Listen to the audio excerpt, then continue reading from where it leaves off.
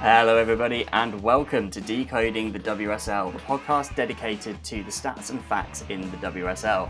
On today's episode, well, it is the final regular pod of the season, game week 22, done and dusted, and we're going to be giving you all the stats and facts you need as normal. I'm your host, Sam Biccarino. I'm Jacob Bernstein. And I'm Tom Marr.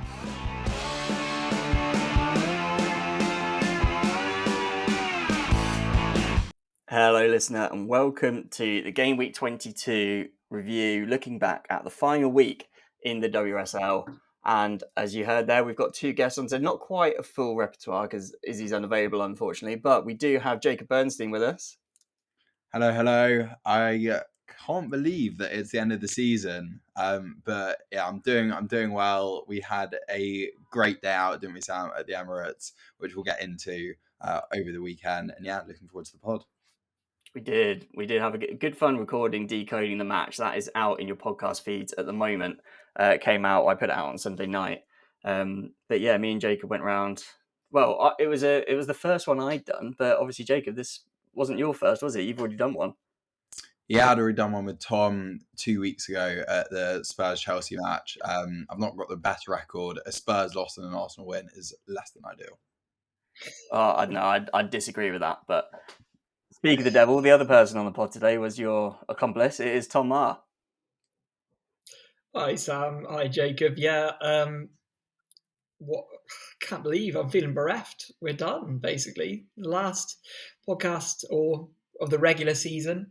It's a good podcast, the Decoding the Match. Yeah, I really enjoyed doing it. It's quite fun to do rather than just, obviously, we've all done it where we just go to matches and sort of, make a few notes and then come back to the pod on sort of the Monday or Tuesday whenever we're recording. But yeah, it was nice to sort of do some content at the game as well and speak to some of the fans. And obviously, because she always does, Jamie Spanger got involved at halftime, things like that. But yeah, no, it was really good fun. So yeah, go and check it out. It's in your podcast feeds. Decode the Match for Arsenal 4, Manchester United 3. Obviously, Tom, you were back at Chelsea. Yeah. I was at Chelsea for the trophy lift. Obviously, they were already champions, but it was a very fun atmosphere. I mean, final day, everyone celebrating of a Chelsea persuasion, and yeah, it was. Obviously, there's still a little bit of an eye on the FA Cup, of course, for Chelsea, but yeah, they weren't showing a huge amount of players on the pitch, and why would they? Why would they? Oh, well, I'm glad it was a good day anyway. Good day nonetheless. Let's get into reviewing what happened this weekend. So the Emirates had a 7-goal thriller with 7 different goal scorers, the home side winning 4-3 and confirming second place at the expense of the visitors Man United. Bompastor's Chelsea completed an unbeaten season at home to Liverpool with a late 1-0 victory. Manchester City certainly have the knack of goal scoring, putting 5 past Crystal Palace, who took the lead twice during the game. Leicester scored almost 20% of their goals in the season on the final day in their 4-2 win at home over West Ham. The Foxes moved up to 10th in the process, overtaking Spurs after they shared the points in a 1-1 draw away at Everton. And finally, Villa have finished in the top half after winning their last 5 matches of the season, including Saturday's pretty comfortable 3-1 win over Brighton. But we're going to start today's pod with the game at the Emirates. Yes, final game of the season, and it was, I think, the best game of the day, probably, both in terms of the jeopardy, but also just in terms of how entertaining it was Arsenal 4, Manchester United 3. Chloe Kelly opened the scoring in this one after a Fallon Tullis-Joyce blunder, very uncharacteristic of her. Then Ella Toone equalled for United. So it's 1-1 at half-time, looking pretty even, I think we said at half-time, but the second half started really brightly for Arsenal. They were 4-1 up by the 61st minute. They probably should have had another penalty in the second half as well for a Slim Bazette handball. But United got back into it. They got 2 back. Elizabeth Turland scoring and then a penalty from Maya Letitia meant with 15 minutes to go, it was 4-3. But that was all she wrote. That was it by the end of the game. It finished 4-3. A draw was enough for Arsenal to secure second place. So obviously a win was even better. Manchester United will be third. They will be in the Champions League next season, albeit they'll have to go through a bit more qualification than Arsenal will. Tom, I'm going to come to you first on this one because, well, I'm assuming some of the listeners may have already heard from me and Jacob already on this game. So what was your sort of take on this result? Yeah, so I watched this game back yesterday because I was at the Chelsea-Liverpool game, of course.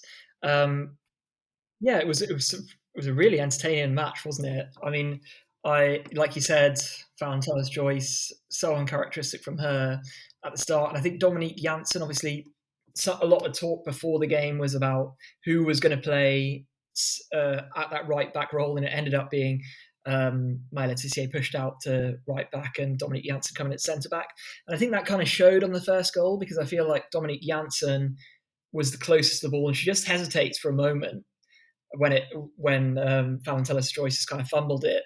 And I feel like if you're in the zone of being a centre back, you're just going clearing that straight away. But maybe she's kind of in her head thinking that's like the centre back's job, or like in her defensive midfield role mindset.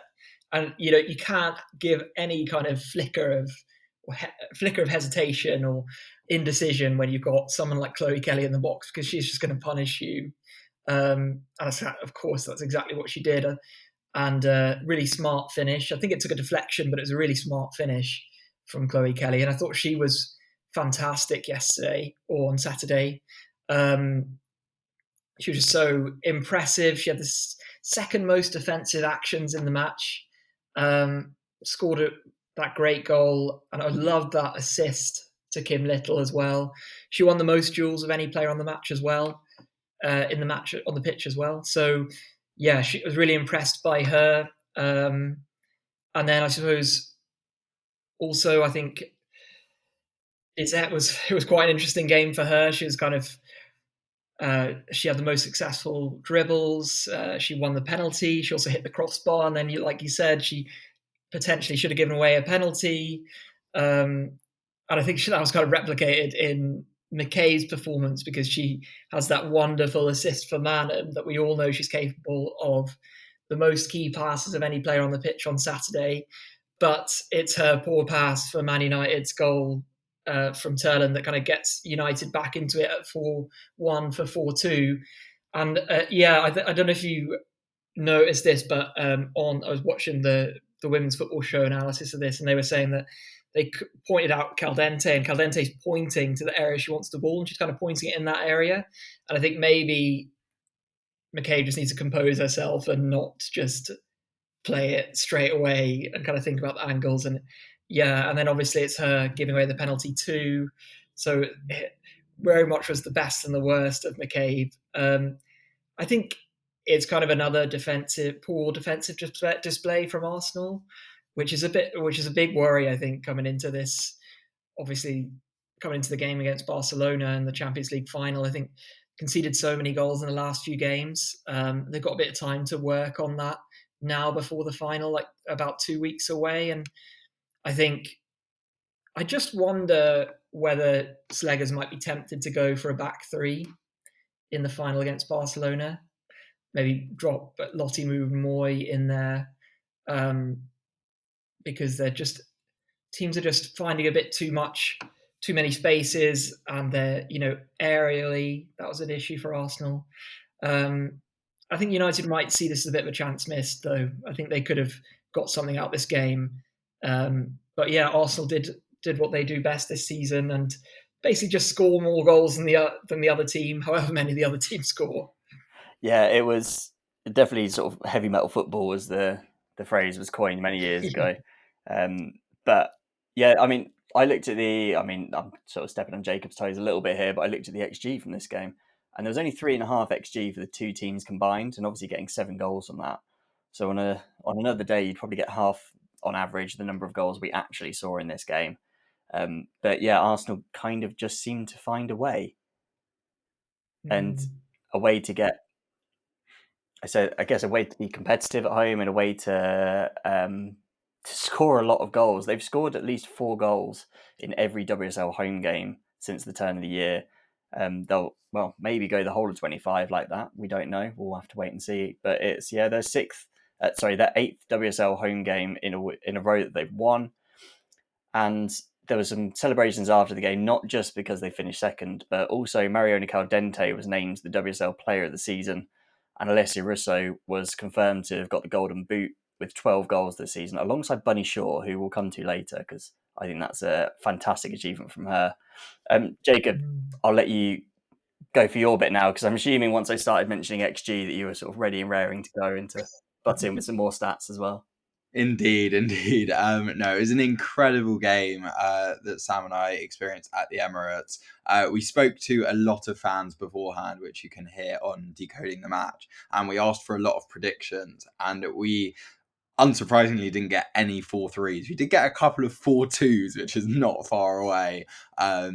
But yeah, I mean, I didn't expect it to be the goal frenzy that we saw. Yeah, I thought so. Arsenal went 1-0 up, obviously, with Chloe Kelly early on, and I was really, really impressed with Kelly throughout. I mentioned it to Sam on the day. I mentioned it in Decoding the Match, and Kelly looked to be Arsenal's standout player throughout the game. She threatened a lot during the right. She put in a lot of crosses, and I looked at the stats post-match. She put in a match high of 8 crosses. Interestingly, the player with the second most crosses in the game was Celine Bizet. So that's both Arsenal's right-hand side and United's right-hand side having the most threat in the game. I thought Arsenal probably could have made it 2-0. They had a couple of decent chances from Russo, a couple of decent chances to make it 2. And then United equalised. I will shout out Zinsberger, who just before the United equaliser made an outstanding save from Grace Clinton. It was a right-footed curler that was heading straight into the top corner, but Zinsberger pulled off an incredible save. Unfortunately, it was from the resulting corner that Toon equalised. There were some chances for Arsenal to take the lead. Chloe Kelly, Frida Marnham, had some chances, but we went into half-time at 1-0. Celine Bizet did have a chance on the brink of half-time. She beat Katie McCabe, took her on, and then it was almost like a chip shot that hit the bar that would have been there was a speculative effort and would have been an amazing goal. And yeah, the second half, the first 15 minutes were just crazy. We spoke to Mark Skinner post-match, who called it 11 minutes of madness, and it really was. 3 Arsenal goals in such a short amount of time completely killed off the game.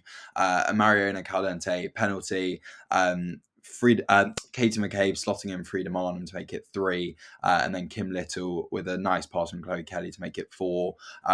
Caitlin Ford could have extended the lead for Arsenal. It was lovely link-up play. Emily Fox played it into Caitlin Ford, who almost didn't quite get her shot off correctly and almost just like passed it instead of shooting when she could have scored.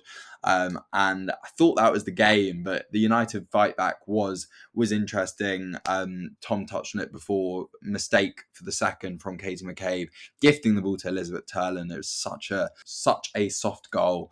Turland's deflected shot loops over Zinsberger, who'd already committed to the dive.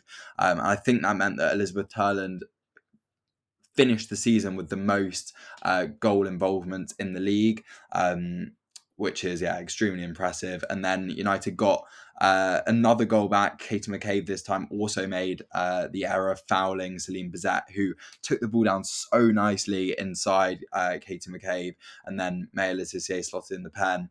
And there weren't actually too many chances in the last 15 minutes. You expected United to maybe push on. But yeah, what a game to go to. Secures Arsenal's second place, which is obviously the important kind of story of the day.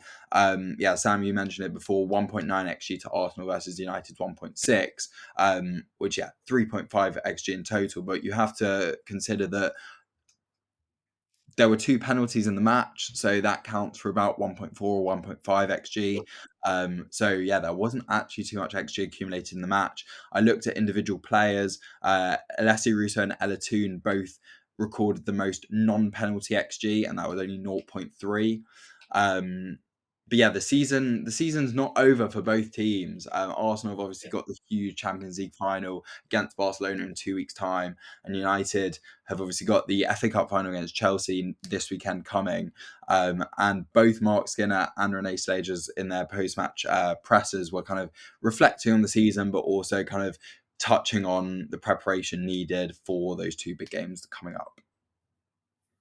Yeah, I think something else I wanted to touch on as well was Valentina Joyce, because she made a bit of a blunder in this game and probably wasn't her best, but She did get the Golden Glove with 13 clean sheets, which 13 clean sheets in 22 games is a lot. Yet she had to share the Golden Glove with Hannah Hampton. I did see a bit of chat on social media today between Man United and Chelsea fans, because Fallon Tullis-Joyce, I think, is a player that the vast majority of people will say has been the best goalkeeper in the league this season, but she's actually kept the same number of clean sheets as Hannah Hampton and has conceded more goals. So there's a bit of a debate there to be had. But yeah, Man United probably haven't really finished the season as they wanted. They only got 2 points from their final 4 games. They kind of had that nightmare run in at the end. Obviously, Man City, Arsenal, and Chelsea. And then before that, an away game at West Ham, who at the time I think might have been one of, if not the most informed team in the league. It was certainly I guess a game to forget in a way for Man United. But I think we spoke to Mark Skinner after the game and sort of said in a big picture kind of thing, they had such a change in the summer. Obviously, Mary Ertz left. Their captain left, Katie Zellum. They've used only 21 players this season, the fewest in the league. They've had the second youngest squad, sort of the average age in the league this season, and they've still managed to secure Champions League football. I think the club as a whole, not just Mark Skinner and not just the players really, but all the staff behind it and everyone at Manchester United has generally been pulling in the same direction. Maybe not some of the upper management, but those that could actually affect something on the pitch have. And yeah, I think Man United can be, although it's not the result they wanted this weekend, I think they can be really proud of their season. Let's move on to the match that Tom was at, and that was Chelsea 1, Liverpool 0. Aggie Beaver-Jones scoring a pretty late winner at the near post to give Chelsea the win and obviously secure an unbeaten season. And yeah, followed by lots of title celebrations in front of the fans at Stamford Bridge. Tom, what was it like? Yeah, it was a party atmosphere, Sam. They, obviously they knew they were going to be champions. It was a great crowd there. I think it was 22,000 or so, creating quite a racket, quite a good following from Liverpool as well. They always travel well, of course. And yeah, I was really interested in this game because the FA Cup tie had been one of my favourite games this season that I went to. It was just so all action.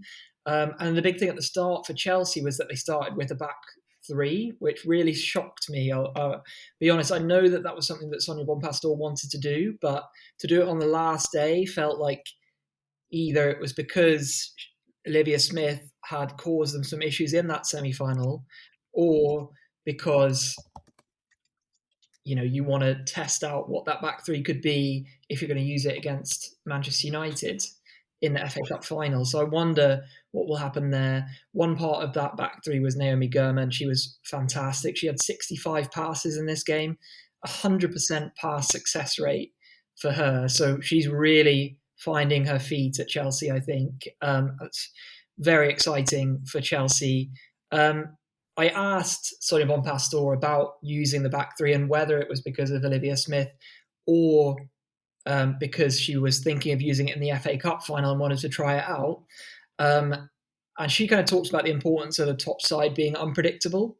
She said, I think it was more focusing on ourselves rather than focusing on Olivia Smith, even if she is a really good player, she's fast and she has a lot of technical ability, but no, more focusing on ourselves. And just the fact, I said, I think it's really important for a team like Chelsea to be unpredictable and to be able to, with the quality of the players, to play a back 4 and sometimes a back 3. It brings different things. Probably during the season, I didn't have the players available to do that. Maybe I'll have more next season. I just think sometimes to decide to do that, to fit more than one game model, sometimes it's more about the opposition, but today it was more about us and what I want to see from my team. So it could be an option for the next game. So keep an eye on that back 3 for the FA Cup final. Wonder whether she'll use it. They were defensively very solid. Liverpool didn't have much of a sniff, but they struggled in attack, in honesty, in terms of creating clear-cut chances. It wasn't really until that Aggie Beaver-Jones goal, which was a mighty finish and a wonderful pass from Ashley Lawrence as well to set her up in the last minute. And that just gets you going with the crowd. Then everyone was having a great time. There was some questionable karaoke singing, I must be honest. As planned as they are on the pitch, I'm not so sure about the karaoke singing, but Erin Cuthbert would be a big culprit on that front. But it was a lot. It was a lot of fun to be there because, yeah. And then obviously I spoke to Sonia Bompastor afterwards, and I asked her if she'd give herself the chance to celebrate on Saturday evening, or is it just all speed ahead for the FA Cup final? And she said she's done a lot of prep for the FA Cup final already. That there's still more to do, but she had a plan for the next week. And she said, this quoting her directly, "So I don't drink any alcohol. I don't go crazy dancing on the floor.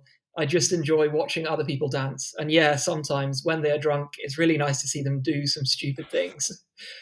Yeah, a sparkling water for me. I don't want to be remembered for that, just for the titles and trophies."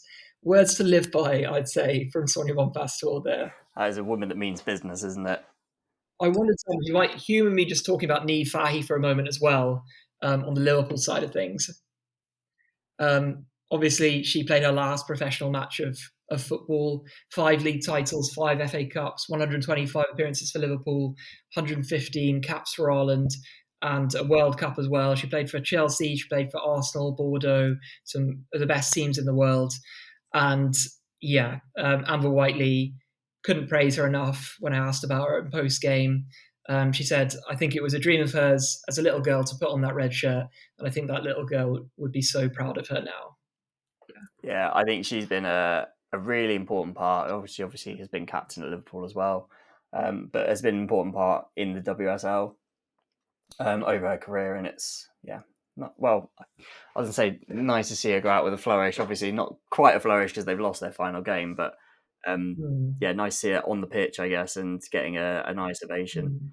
On Chelsea, this was a real record-breaking season. We know that it's obviously Bompastor's first season, it's unbeaten and all of that stuff, which is obviously incredible. It is also the biggest winning margin ever in the WSL, 12 points.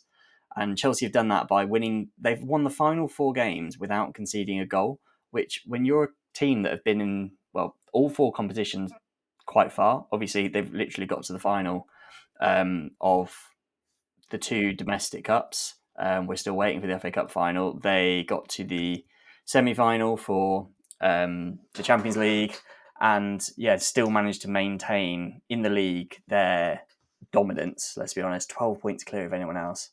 Winning the final 4 without conceding a goal. Actually, it was since that first leg in Barcelona where they lost 4-1. Since then, they've not conceded a goal in the league, which is, really impressive. And that meant that Liverpool were actually the only side not to score on the final day of the season. And Hannah Hampton got another clean sheet and drew for the Golden Glove, which was, all good things for Chelsea. And, they will be, I guess, looking to press on next season. It's not like they're resting on their laurels. Like you mentioned there, Bompastor saying about maybe I can get other players for next year and things like that. She's not going to be slowing down at all. I did see some of the videos and things on social media and pictures, so I think at least the players enjoyed themselves. I don't think all of them were on sparkling waters. I don't think so either. Let's move on to some of the other games that happened, and I'm going to go for the game, of the other games anyway, that had the most goals in it. We're going to go to Man City 5, Crystal Palace 2 next. Crystal Palace took the lead twice in the first half through Ashley Bearden and then Milagile, which, as me and Jacob were sat there, I think it might have been for both goals. We were talking about something anyway, as in like recording for the Decoding the Match, and then the goal went in and we were like, what's going on? Why are Palace, the team that are relegated, winning away at City?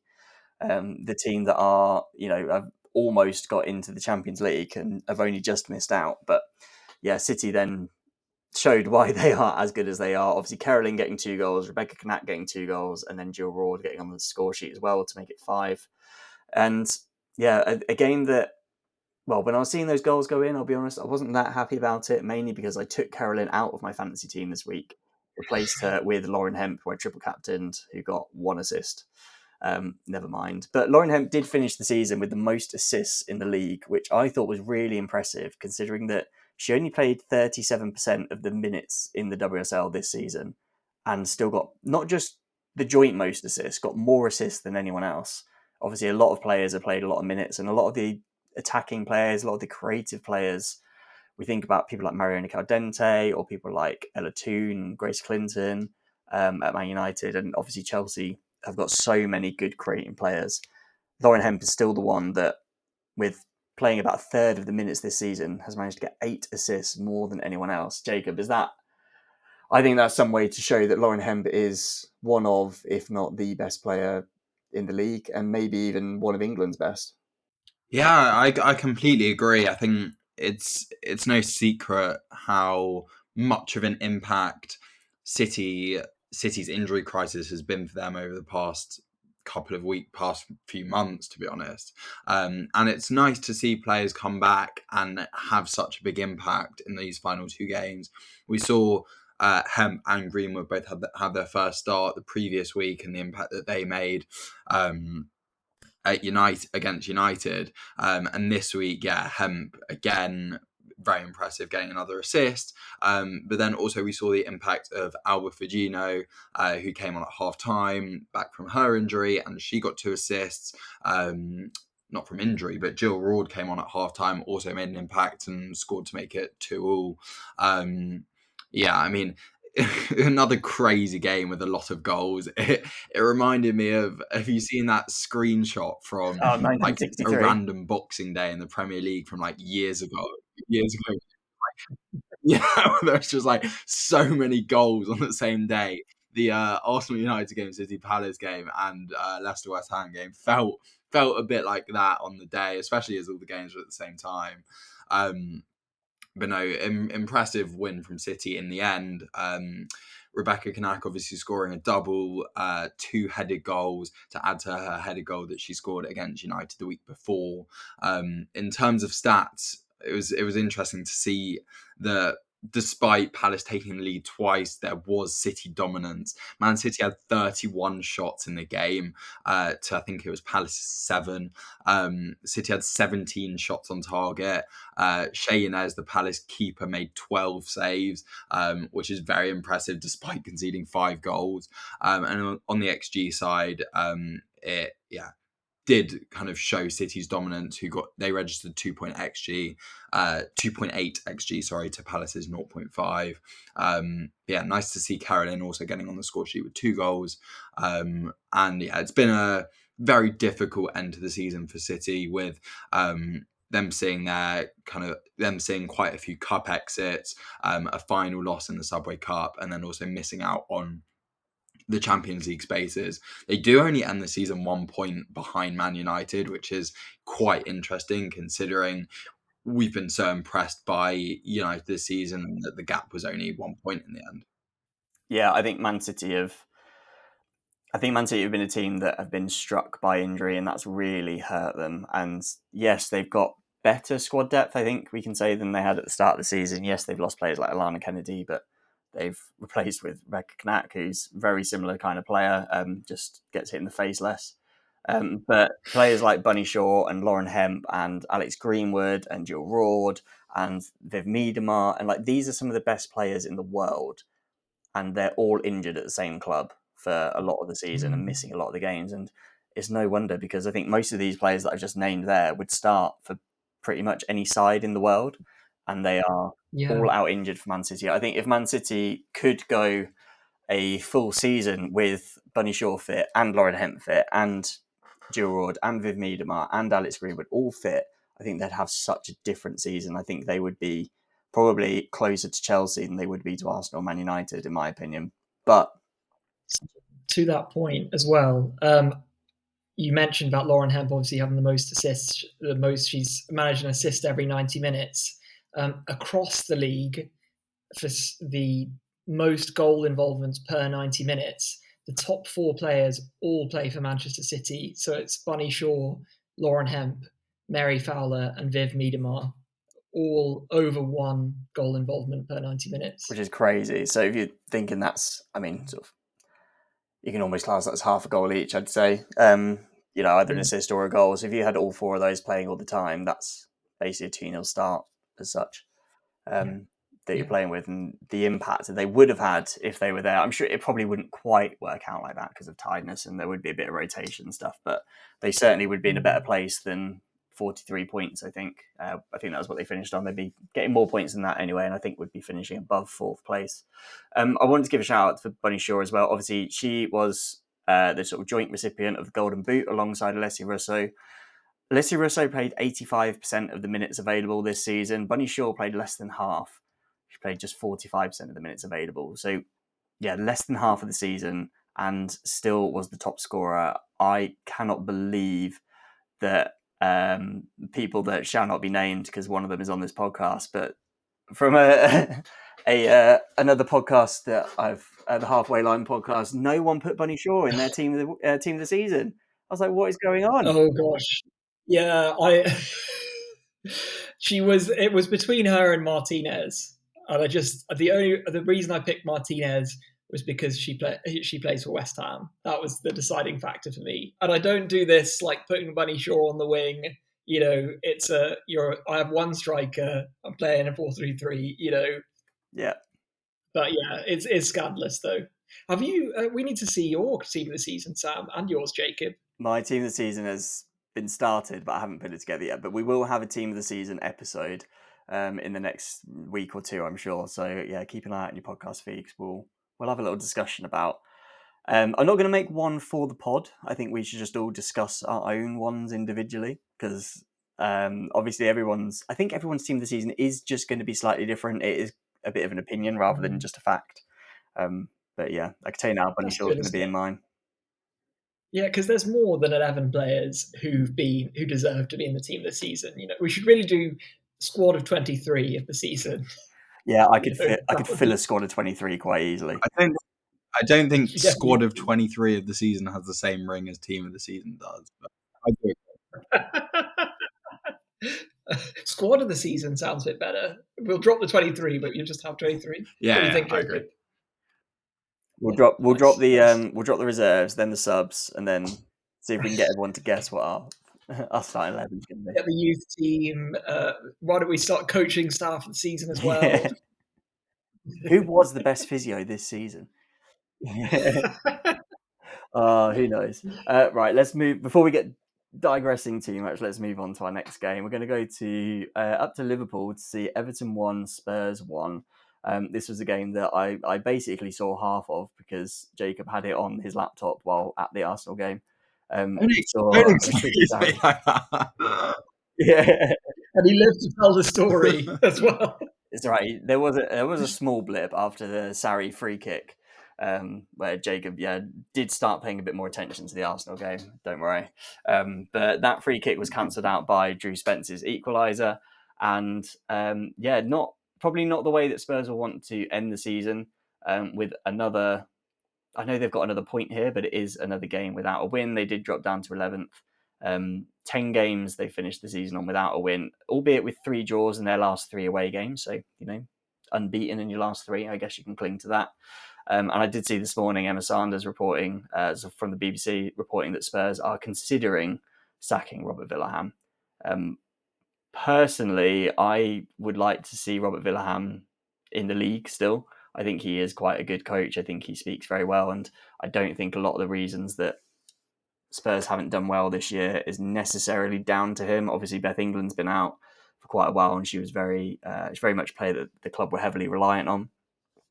We've also got players like Hayley Rasso who've been not quite the player they were expected to be, things like that. So I think Spurs will, not just can, but I think they will bounce back from this season. And I hope they stick with Robert Villaham. Jacob, what about you? Because obviously this is your pride and joy, Spurs.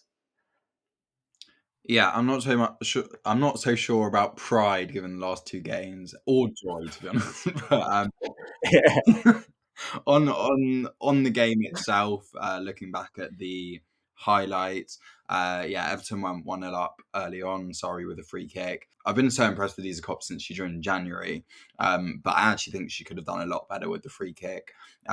She almost palmed it in the end, and Everton went 1-0 up. They could have made it 2-0. Martina Fernandez's header hit the bar. Spurs equalised in the second half. Really well worked. Ella Morris, who A, has probably been one of our players of the season, and B, I've just been so impressed with. Played a brilliant through ball to Olivia Holt, who squared it to Drew Spence, who slotted home for 1-1. Drew Spence, with that goal, became our second top scorer of the season with only 3 WSL goals. And I think that in itself speaks to our lack of goal scoring threat, especially with Beth England when Beth England was injured. In the second half, there were 2 big chances, one for each side. Amanda Neal then gave the ball away to Everton, and Kelly Gago ran through, kind of jinked her way through the defence, but her shot was off target. Lisa Cott was scrambling, and then Spurs' best chance the second half. Beth England cut the ball back to Jess Naz, who ran onto the ball, smashed it, but it was right at Courtney Brosnan, who was actually made a brilliant save. In terms of XG, very, very low XG in the game. Spurs with 0.3, Everton in 0.4 with 0.4. From Everton's perspective, it's an 8th place finish, but only 1 point behind both Villa and their Merseyside rivals Liverpool. I think they'll probably be pretty happy with that, given that they hadn't won a match until match day 8. So I think they'll take some encouragement from the season, especially having taken 4 points off City with a win and a draw, and 6 points off their Merseyside rivals in Liverpool. Yeah, from a Spurs perspective, I think it's been really disappointing, especially the second half to the season. The rumours of Robert Villaham leaving, I also wouldn't want to see him leave. I think it's a shame because last season was obviously so impressive and you would have hoped that we would have kicked on. The second half of the season's been disappointing with obviously the news of Vicky Jepson leaving to go and help with the US women's national team. Robert Villaham potentially leaving as well could cause an imbalance in the coaching staff going into the next season. An 11th place finish, finishing the season winless in 10 is really disappointing from our perspective. Yeah, not a good season for Spurs, but I think Everton have really turned it around this season. Like you said, they did not start the season well, both in terms of just not winning games, but also not scoring goals. And they've stuck with their manager. He's had a contract extension, and the club were backed. I think in January. I think that's fair to say. Obviously, bringing in players like Kelly Gago, but also just generally at the club. Obviously, there was a financial takeover in, I think it was December. Both the women's and the men's side have had significantly better second half of the season than the first half. Tom, how do you think Everton are going to fare next season? Because this probably is about where you would have expected them to finish at the start of the season. I think, that sort of bottom half of the table, but not being relegated was about as expected. What do you think is going to happen going forward? Yeah, it's interesting because I think, was it the first game of the season, they lost Emma Guevara with an ACL injury. They've had rotten luck with injuries this season at Everton. And I think you're right. I think they were backed in January. And if that continues as well, I think it was absolutely the right move for them to give Sorensen a new contract because he deserves it. He's been doing so much on such a small budget, basically having to fund transfers by selling players, really. They look so different to that side that didn't win until November. I'm really excited actually to see how they do what they do in the window, who they bring in. I think they've got a solid team. I think it's going to be important for them to keep hold of players like Kelly Gago, who I know has been rumoured to be linked with a move to PSG, and then players like Courtney Brosnan, I think they should keep hold of. Or I know they've got other goalkeepers like Inez Pereira, who's on loan at the moment at Deportivo La Coruña, who's had a really good season there. So, if she's got the work permit, I wonder whether she'll come back. I know there's talk of Indozia from Paris FC.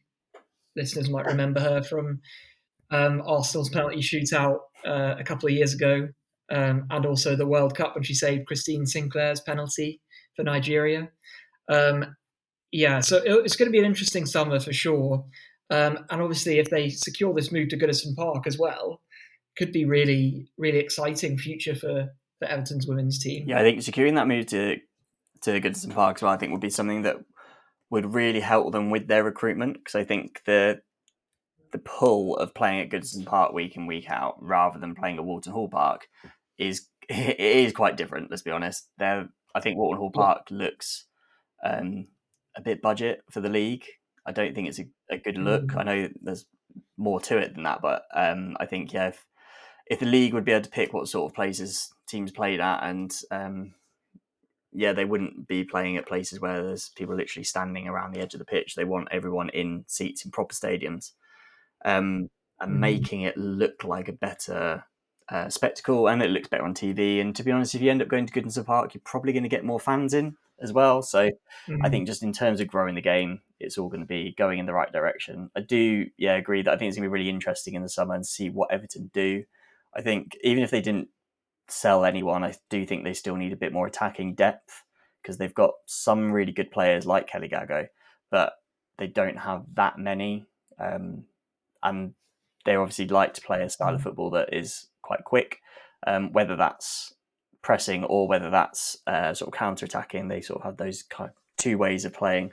They need speedy players. They need players that are going to put a lot of work into their legs. And I just don't think they have the depth to go much further than sort of upper end of the bottom half of the table. But at least Courtney Brosnan is still the best goalkeeper in the bottom half, as I keep saying. And Everton haven't very rudely gone to the top half, so I have to stop saying it and pick someone else. Let's move on to the next match that we've got. There's only two more to go through, and then it's the whole season done. It's Leicester 4, West Ham 2 is the next one. This one started with Yanis Kamen and Hannah Kane putting the home side 2 up at half-time. There were 4 second-half goals in just a 12-minute spell. Hannah Kane scoring her second of the game, in between 2 for West Ham's Viva Sayi, and then Sam Tierney finished off the scoring with a really good long-range strike. If you haven't seen it yet, go and check out her interview on I don't know if it's on Instagram as well, I saw it on X, but she had like a little interview with the club's social media guy, I assume. And she's quite funny in it. I would recommend checking it out. But I want to focus on West Ham a little bit more to start with, at least, because, or specifically Viva Sayi, because Shakira Martinez has been one that's been getting the headlines since she came in January. But Viva Sayi, I think, has actually been West Ham's best player this season. She finished the season on 9 goals and 6 assists. So 15 goal involvements, which is the joint most in the league, alongside Elizabeth Turland. Jacob, what do you think? Because I'm pretty sure Tom, because he talked about her all the time, is probably going to say Shakira Martinez is West Ham's best player, but who do you think their best player has been this season?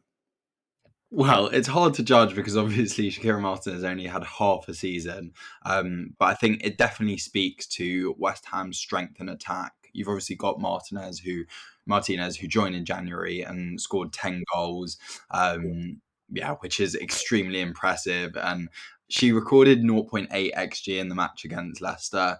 Obviously didn't get the goal. I would have loved it if she could have grabbed a couple of goals and kind of, I think, got drawn level potentially with Bunny Shaw and Alessia Rousseau, but it wasn't to be. As you said, to say 9 goals and 6 assists is so impressive. And also Rico Ueki, who has got 9 goals and assists in the season, 4 goals and 5 assists. I think that definitely speaks to West Ham's strength in their attack this season. And I've loved watching all 3 of Martinez, Asay and Ueki this season.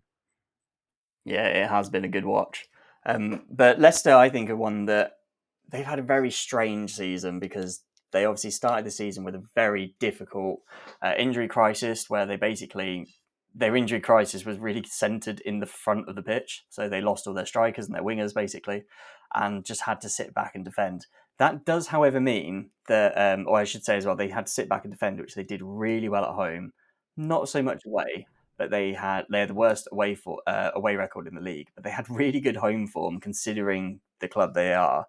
They actually conceded fewer home goals than Man City this season, and only 2 more than Arsenal. They conceded 13 goals in 11 games, which I think is really impressive. And Tom, I don't know about you, but I think Leicester are a team that are going to really kick on next season. And especially with Amandine Mikel staying, and obviously a lot of players coming back from injury, like Naomi Mouchon, I think they could be dark horses to be sort of getting into that top half. Yeah, they're extremely solid, aren't they? And especially when a lot of teams around them defensively aren't that solid, or have the have a tendency to leak goals. Yeah, I think you can see how good a manager Amandine Mikel is by just looking at her former club Stade Reims. Like she got them to a 4th place finish and a position in the playoffs last season. Who doesn't know, in France, there's no title winner anymore. It goes 1st versus 4th and 2nd versus 3rd, and then a final, and then that's the winner of the league.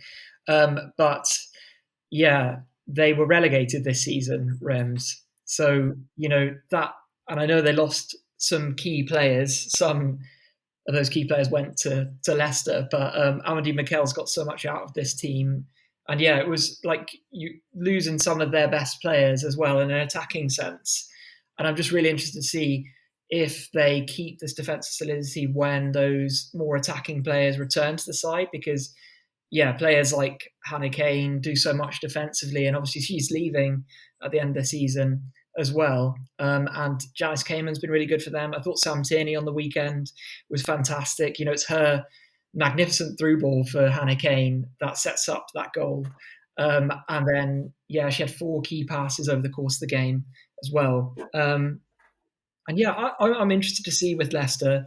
I think they're a lot like West Ham, very solid at home and really struggling to get things together away from home. So I hesitate to be picking them too high up the table until I can see some evidence that they can win a game away from home, I'm afraid. But I am impressed with them nonetheless. Yeah, they've been so much better towards the end of the season. I think everyone can agree on that. But West Ham have changed a bit throughout the season. I think it's fair to say when they started the season, they were sort of a little bit underwhelming, and I predicted at the start of the season they were going to be in a relegation battle, and because of how they played throughout, especially after Christmas, they have been nowhere near. They're actually, I think, in the end, kind of unlucky to not finish in the top half. They finished with the best goal difference outside the top 4, despite finishing 9th. That was a -5 goal difference. They still conceded more than they scored, but I think that goes some way to show the difference between 4th and 5th in the league. They didn't finish the season on the strongest run, losing their last 2 games, but like I mentioned before, Martinez and Say have been probably their 2 best players. They actually got 19 goals this season between them. Not talking assists, this is purely goals scored. West Ham only scored 36 in total, so that's over half of West Ham's goals were scored by one of those 2 players. For reference as well, so for Martinez and Say getting 19 goals, Crystal Palace got 20, Leicester got 21, and Liverpool got 22. So they are, 2 or 3 goals away from outscoring other teams in the WSL, just those 2. And bearing in mind, one of them was only here for half a season. I think they are going to be frightening if they are both kept at West Ham. But I imagine there might be a few people trying to come in for especially Shakira Martinez when she grabs the headlines in 10 goals in such a short space of time. Let's move on to the final game that was on this weekend. And I guess the final game we're going to cover this season in WSL, which is Villa 3, Brighton 1. Ebony Salmon, Rachel Daly, and Maz Pacheco getting the goals before Nikita Paris consolation goal that ruined my clean sheet because I had Sabrina D'Angelo in fantasy, but never mind. Yeah, she got a goal in the 93rd minute. But Villa have had such a good end to the season. They are the only team to win their last 5 games, something not even Chelsea can say. Before those 5 games, they were 11th, 1 point above relegation. They just lost to Crystal Palace, and it was like, what? Is this going to be relegation battle on? And people are kind of surprised that a team as big as Villa were going to be in this sort of state. But yeah, 5 wins out of 5 later, they are in the top half. Jacob, what a result this was for Villa, not just today, but sort of the last few games of the season. Agreed. Villa have been so impressive. To like point to 2 points in this season, Sam, I did a similar thing with you. I looked at on the 16th of March, that Palace Villa game. Palace won 3-1. And at the time, Palace were 12th with 9 points. Villa were 11th with 10 points. So we thought the relegation battle was going to be on, and how wrong we were. I just wanted to touch on 3 players who I've been really impressed with for Villa in the last couple of games. When I was at the Spurs Villa game about a month ago, I mentioned how impressed I was with Ebony Salmon, who scored in that game. And in her last 5 games, which are the 5 games that Villa have won, Salmon's got 3 goals and 1 assist. Rachel Daly has got 3 goals and 2 assists in that time. And Chastity Grant has got 3 goals and 2 assists in that time as well. Also, Kirsty Hansen, who missed the last couple of games, also had some important contributions, scoring against Liverpool in the first of that 5 wins and also scoring the last minute win against Spurs. So some really impressive attacking play from Villa. In regard to Brighton, again, I like looking at like points in the season when kind of seasons turn for teams. 8 games into the season, Brighton were in 3rd place with 16 points. So in the remaining 14 games of the season, they only accumulated 12 points. So that's less than a point per game. So obviously not the best end to the season for Brighton, but they did still manage to secure 5th place, which is a very impressive finish. Obviously that win against Arsenal was very impressive in their penultimate game, which probably secured them at 5th place. But yeah, from Villa's perspective, to finish 6th after being in a potential relegation battle, so impressive. Yeah, I think they are one of the teams that have turned around so much this season. I did see, Tom, I don't know what your opinion on this. I don't think I'd necessarily go for it myself, but I did see some shouts for Natalia Arroyo to be the manager of the season.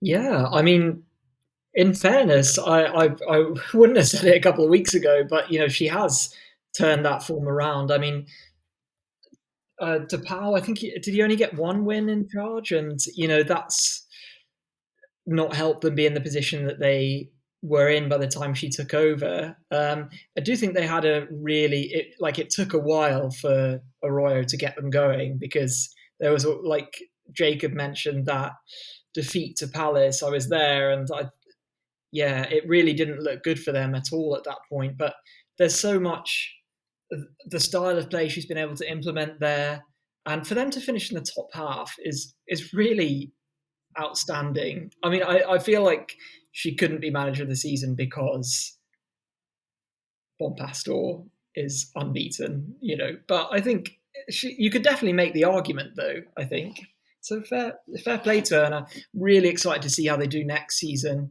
I think it's going to be a big turnover. Jordan Nobbs, Maz Pacheco, Rachel Corsi, been there for a few years now. They're all leaving. Jill Byings is going back to Bayern after her loan spell. Wonder whether they'll try to make that deal permanent or not. So there's a few question marks. Will they try and sign a new goalkeeper? It'd be interesting to see how they do in the window as well. Yeah, certainly a few areas that we're still wondering about, but we'll see what comes over the summer. And that is our review for the season, I guess. Our last game. We will be with you throughout the summer, doing pods here and there. It might not be every single week, but you will hear from, hopefully myself, Jacob, Tom, Izzy, or at least a group of us each week throughout, or as close to each week as possible. Talking of people that aren't here, we'll go back to Izzy's section, which is obviously the Fantasy WSL section. This has been something that we've obviously started this year. I've really enjoyed, partly because I did quite well, better than I thought I would do. I finished 145th in the world, which I was pretty happy with. I think I said about Christmas time that if I finished in the top 200, I'd be really impressed myself. I did make a bit of a clanger on the last day, taking Carolyn out and triple captaining Lauren Hemp instead, but never mind. Carolyn obviously getting 2 goals, Lauren Hemp just getting 1 assist, but I want to say congratulations as well to Lee, who is the winner of the Statorino League and also finished 2nd in the world, which is very impressive. So congratulations. Ooh. I know Lee has messaged me before on Instagram to tell me that they listened to they listened to the pod, listened to what we have to say before making their changes. Perhaps we need to listen to it ourselves more and make better changes to replicate what Lee's done this season. Although saying that, Tom, you were not far behind, were you? Well, huge congratulations to Lee. That's astounding to finish second. Yeah, thanks. I came 17th in the end, so I'm happy with that. Very happy with that. Yeah, I got a good score on the last day of the season. So I took a minus to get some more Man City players in, and it was worth it in the end. It turned out to be worth it. I don't know, that brand Together, Yeah. the one that Alex Morgan's a part of. They had something where if you finished 13th in their league overall, you'd win a signed Alex Morgan shirt. I came 12th. No, you didn't. Overshot it by a point. So yeah, no signed Alex Morgan shirt for me. That was, but fair play to Adam, who's won that shirt. I'm not bitter at all. Sounds it. Yeah, I'm very good about these things, Sam. But it was a very fun season. It's a great game, and I encourage everyone to get involved next season and get involved in whatever type of fantasy there might be coming up, of course. Yeah, Izzy did sort of. She sort of tried to be very suave about it, very cool about it, but yeah, I think we could all read between the lines, and we think there is potentially a Euros fantasy coming up. I think UEFA actually do one as well. It's not like the WSL, where the WSL don't have their own, but I'll be honest, the Fantasy WSL and the NWSL, the apps are so easy to use. And I promise you, Izzy's not paid me to say this, but the apps are so easy to use and it's so intuitive that it's really good. So yeah, even if I don't know if there is a sort of official UEFA one or not, but yeah, I think I'm just going to stick to the Fantasy WSL's equivalent when it comes to the Euros. Let's move on to for the final time in a regular one this season, it is the Pods game. It is Know Your Stat.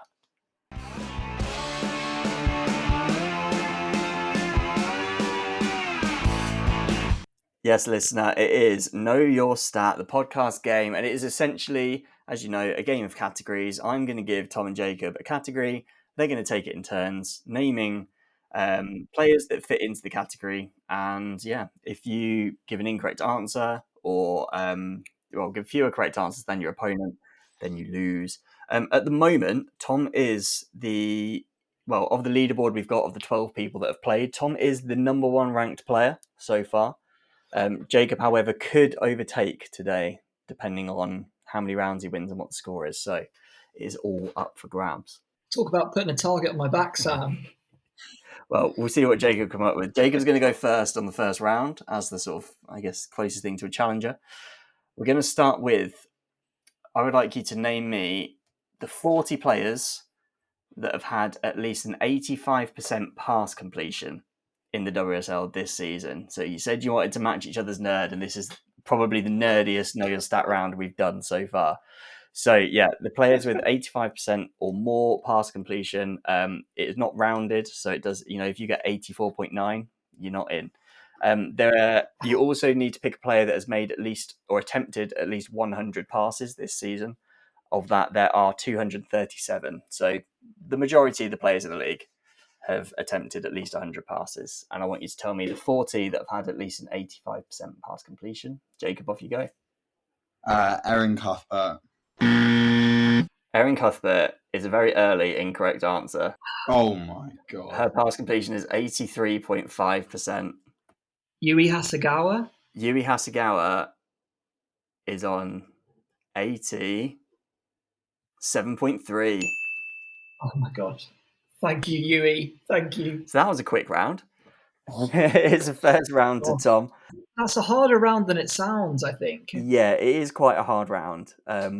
I did make it 40 players as well, because I thought if I do 20 odd like I normally do, that might be a bit too difficult. But yeah, I think it was a bit too difficult anyway. I will read you out the players that you could have had, and there are some players on here that I think you'd be unsurprised to hear, but there will also be players that you'll be surprised that aren't on the list. So players that are, you've got Alana Kennedy, Alex Greenwood, Ala Patton, Ayaka Yamashita, Claire Hunt, Courtney Brosnan, Dan Turner, Daphne Van Domselaar, Emily Fox, Gemma Bonner, Gracie Pryor, Guro Bergsvand, Hannah Hampton, Jill Ward, Josephine Rybrink, Deisha Buchanan, Katie Reid, Kira Walsh, Kim Little, Kyra Cooney-Cross, Leah Alexandri, Leah Cadena, Laura Blinkiddle-Brown, Leah O'Habi, Leah Valti, Lotta Bumoy, Lucy Parker, Melis Pom, Manuela Zinsberger, Martina Fernandez, Megan Finnegan, Millie Bright, Millie Turner, Molly Bartrip, Naomi Germer, Natalie Bjorn, Oriane Jean-Francois, Rebecca Knack, and Steph Catley.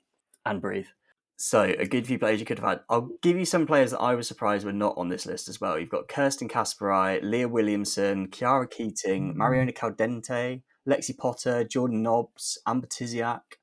Quite a few. Lisa Kopp, Sari Keys. I suppose with the more attacking players, I was trying to avoid more attacking players because they're like trying a bit too many. Like with Caldente, she's always trying to thread between the lines. Yeah, those sort of high risk passes. But there we go. It was a high risk answer as well from Jacob, and it is 1-0 to Tom. So we'll go on to the next round. Tom, you're going to start this one.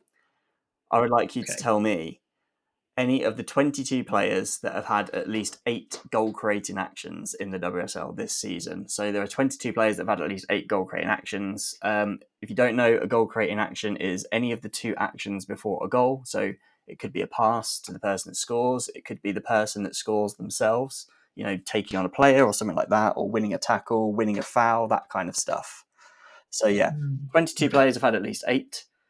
Tom, start. I'm going to go with Lauren Hemp. Lauren Hemp is 5th on the list with 11. Mary Fowler. Mary Fowler has 10. So Frida Marnham. Frida Marnham also has 10. Celine Bazette. Celine Bazette has 8, so just about. Mariona Caldente. Mariona Caldente has 11. Vivasay. Vivasay is number 1 on the list with 17. Alessia Russo. Alessia Russo is not on the list. She has only had 6, which means I need a correct answer from Jacob for him to take the round. Caitlin Ford. Caitlin Ford has had 12. So it's 1-1. Jacob takes the round. Where's Katie McCabe on that list? Katie McCabe is 3rd on the list, also with 12. I'll run you through the players that you could have had. So the player that was 2nd on the list that you didn't get as well was Alba Fugino. The other players you could have had were Kat Macario, Emily Fox, Jill Rord, Johanna Ritten-Conrad, Katie Stengel, Kat Schnoys, Kim Little again, Lauren James, Mara Ramirez, Nikita Paris, Rico Recchi, Sjöka Nusken, and Yui Hasegawa. So a bit more of a range definitely there than I thought there would be. I thought it was just going to be basically number 10s and maybe a few number 9s, maybe a few wingers. But there's a few defenders in there. There's a few sort of holding midfielders sort of players. But good round, guys. And then we'll go on to the decider then, because it is 1-1. So this one, Jacob's going to go first again. This one, I would like you to name me the 25 players that have appeared in every WSL game this season, or every WSL game for their team anyway. So there are 25 players that have made 22 appearances this season. That's not 22 starts, it's just 22 appearances. Maya Letizia. Yep, she isn't. Do you know what? I was about to say, she's first on the list. No, they're all on 22. Fallon Tullis-Joyce. Yeah, correct answer. Molly Bartrip. Correct answer. Okay. Yui Hasegawa. She has. Correct. Kinga Shemek. Kinga Shemek has as well. Correct. Leah Williamson. Leah Williamson is an incorrect answer.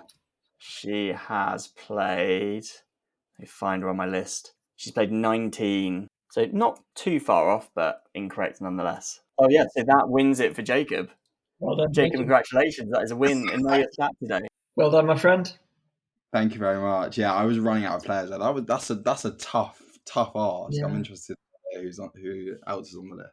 It was a tough round. I did think about doing it a few weeks ago as well. Then I was like, do you know what? I'm just going to save that for the final one of the season. I think that's probably more apt. I'll run you through the players that you could have had. So there was Aggie Beaver-Jones, Ashley Van Veerden, Celine Bazette, Frida Marnham, Guru Bergsvand, Hannah Hampton, Yanis Kamen, Jess Naz, Katja Schnoys, Katrina Gorry, Martha Thomas, Nikita Paris, Rachel Daly, Rico Recchi, Sabrina D'Angelo, Sari Takarada, Sirana Pubel, Taylor Hines, Tony Payne, and Yuka Mimiki. So quite a lot of players on there that I was surprised at. I think because not all of them start. You think about people like Jess Naz, I know hasn't started that much this season. Think about Frida Marnham, hasn't started too much. But yeah, they've all played every single game. Not many. I think there was 4 or 5 have started every game. But yeah, quite a few players are getting used off the bench. Yeah, that's what I used as like my to get my answers. I knew that both Letizia and Bartrip, I believe, are the only 2 outfield players to play every minute. Yeah, I think you might be right with that, because I think the only other players that played every minute, off the top of my head, because I haven't got it in front of me, were Hannah Hampton, Fallon Tullis-Joyce, and Kinga Shemmick. Maybe Sabrina D'Angelo as well, actually. So yeah, tough round, but well done. Jacob takes the win. Your second win ever on Know Your Stat. I needed it, I can't lie, because otherwise I would have done 1 win and 4 losses or something like that. So big. Yeah, this was your 5th match. So yeah, two wins and 3 losses is pretty good. Tom, you've got 2 wins and 2 losses. So again, pretty good. Yeah. And yeah, you've both won 7 rounds of Know Your Stat as well. Oh. So it is, yeah. It's nice up there at the top of the table, isn't it, Jacob? Well, I hope you've enjoyed playing Know Your Stat as well. We will bring up Know Your Stat as well, because as you'll probably be relatively unsurprised to hear, I do have a spreadsheet that combines multiple years as well. So I'll be able to get various things out. I think it goes back to the start of the 18-19 season. So yeah, I'll be able to do sort of combined seasons in stats. Nice. Looking forward to that. But yeah, that is the final episode of Know Your Stat. God, it's almost as if that's the main episode or something. That is the final episode of Decoding the WSL, the final regular episode anyway for the season. I want to say thank you very much, listener, because this was obviously started this season, and if you were listening from the start, you'll know that the majority of especially the first half of the season, was just me on my own. I didn't really know what to do. I was sort of trying to figure it out as I went along. The sound quality has definitely changed as the season's gone on. Obviously, it's very nice to have some guests on the pod as well, and regular guests, which is fantastic. And yeah, I think the pod's come a relatively long way in a season. We've done, I think this is episode 55. So it's been a busy season, learning how to edit podcasts and stuff like that as well, which was very new for me. But hopefully it seems like a professional job if nothing else. But yeah, thank you very much for listening. Thank you very much. I hope you've enjoyed the 24-25 season. Thank you, Jacob, and thank you, Tom, for coming along as well. It's been fantastic to have you both. Yeah, well done, Sam. You've been brilliant this season. I've loved the show. I've been listening to episodes when I'm not on, chatting to you both. So yeah, fantastic job, Sam. You should be really proud. Looking forward to next season.